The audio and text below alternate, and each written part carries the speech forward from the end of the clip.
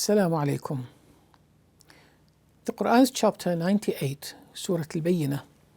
condemns those who disbelieve Allah's Messenger Muhammad, peace and blessings be upon him, and reject the Qur'an. Those whom the surah equally condemns as doomed unbelievers are of two types. First, the people of the previously revealed books, that is, Jews and Christians, who had always known the description of Allah's last messenger from their divinely revealed scriptures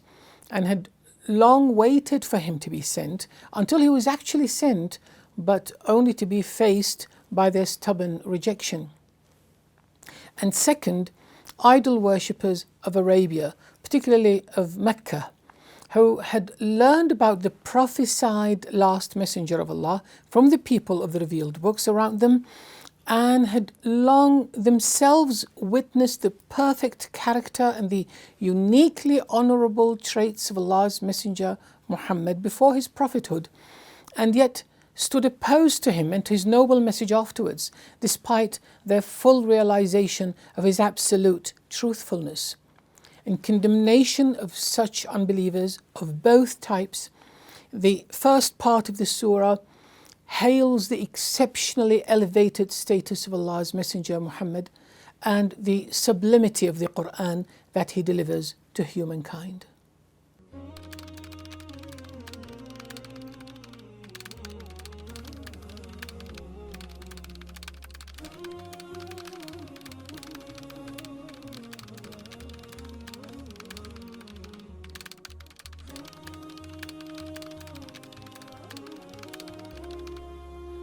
Never would those who refuse faith,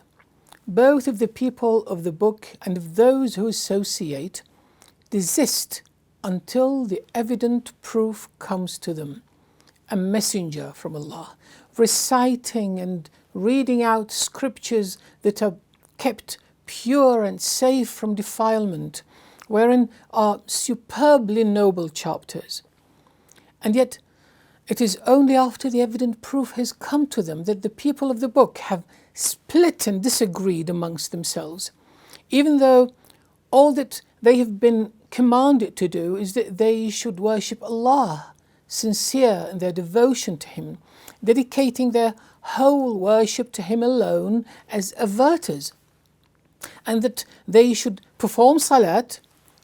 ritual prayer, accurately, and should pay zakat, obligatory fixed alms. That is the upright religion and the way of the supremely upright. The first thing to notice here is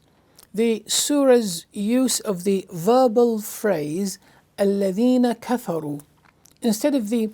semantically equivalent noun الكافرون. الَّذِينَ كَفَرُوا الكافرون, both of which simply means unbelievers. الَّذِينَ كَفَرُوا meaning those who refuse faith, as opposed to those to الَّذِينَ آمَنُوا, those who accept faith, meaning believers. Here,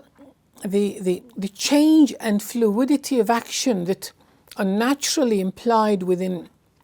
verbs can be sensed at work at the core of the verbal phrase الَّذِينَ كَفَرُوا, hinting at unbelievers' renewed resolve or determination not to admit to the truth, and hence at their full accountability for their continuous choice. The surah begins by stating that the only way to find the right guidance back to Allah for people who have willfully lost the right guidance and abided by mere delusions, be they Jews, Christians or pagans, is to submit to the divine sign, which is of the greatest clarity, Bayyinah, very clear, which refers to the very person of Allah's last messenger, Muhammad, peace and blessings be upon him, the epitome of human perfection, who has delivered the final divine message to the whole of humanity. As the orange markers of parallel denotation show, those divine scriptures that the promised messenger would be yatlu, reciting, reading out to humankind, are mutahhara, meaning kept both pure in the unique sublimity of their content and undefiled, that is, safe from every kind of violation. So the revelation taught by this prophet is forever to be kept pure and undefiled. And then the instruction given by those divine scriptures is summarized by the prescription of sincere devotion and worship to Allah alone, validated by the accurate and meticulous performance of salat, ritual prayer, and their spending in Allah's cause. This prescription is consequently described as Deenul Qayyimah, meaning both Deenul Qayyimah, meaning Al-Deenul Qayyim, that is the upright religion, the religion of rectitude, and also Deenul Qayyimah, meaning Deenul Ummatil Qayyimah, meaning the religion of the upright Ummah, of all prophets and messengers of Allah and of all their righteous followers from the time of Adam, peace and blessings be upon him, until the end of time.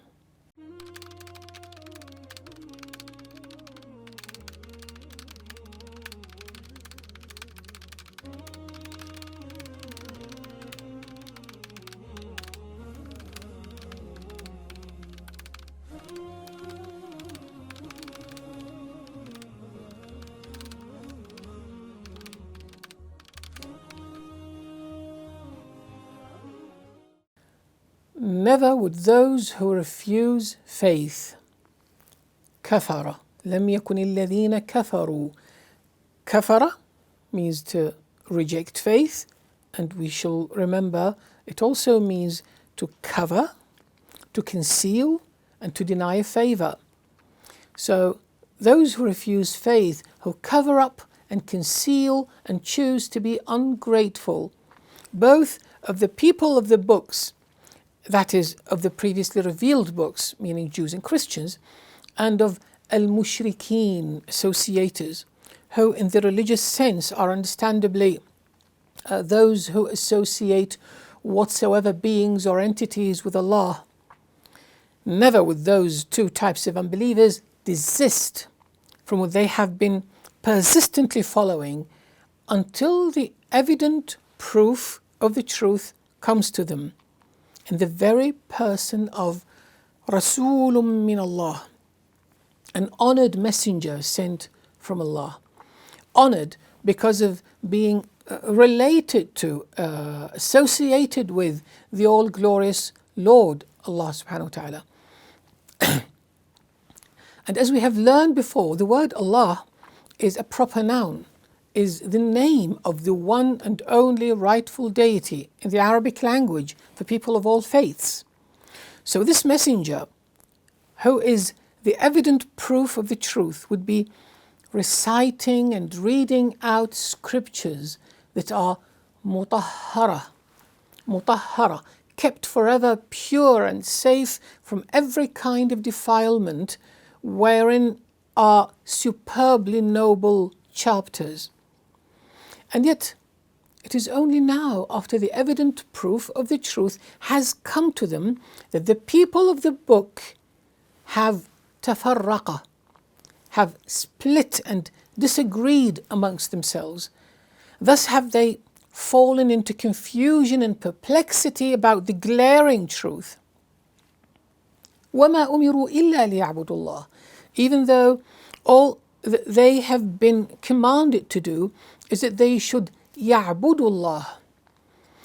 Remember the package of meanings encapsulated within the verb abada and within the noun ibadah, that they should invoke, glorify, worship and submit, dutifully submit to Allah alone. مُخْلِصِينَ, sincere, but not just sincere, rather absolutely and constantly sincere, due to its nominal structure, مخلصين ليس يخلصون مخلصين, a nominal structure implying fixedness and stability. Thus they are مخلصين له الدين, absolutely and constantly sincere in their devotion to him, dedicating their whole worship to him alone. حنفاء, حنفاء as meaning averters. So حنفاء as averters from people's false faiths and unsound religious practices, and that they should يقيموا الصلاة, perform salah, which is ritual prayer, but not just perform salah. It is not يصلوا or يؤدوا الصلاة, which would mean perform salah, but rather يقيموا. Remember الصراط المستقيم, قائم, straight and upright. So they would يقيموا الصلاة, which means they would perform salah, ritual prayer, the right way, the straight way, hence sincerely and punctually and accurately, and should pay zakat, obligatory fixed alms. That noble system of worship is alone دين القيمة, دين القيمة, the upright religion of true rectitude and the way of the supremely upright ummah or nation.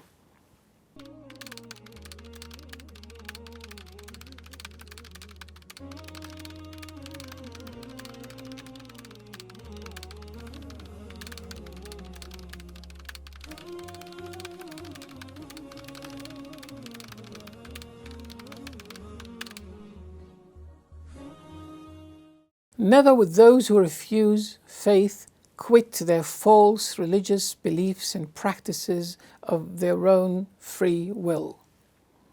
Those who cover up the truth rationally realizable to them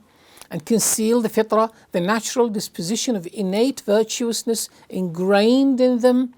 and intuitively urging them to submit to Allah as the one and only Lord and Deity, and by doing so choose to be ungrateful to Allah for all His countless favours, both of the people of the formally revealed books, Jews and Christians, and of those who associate whatsoever beings or entities with Allah in His Lordship and His divinity from all other nations and faith communities, but more specifically polytheists of Arabia.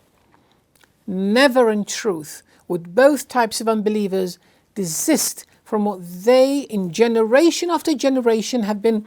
persistently following of false religious beliefs and practices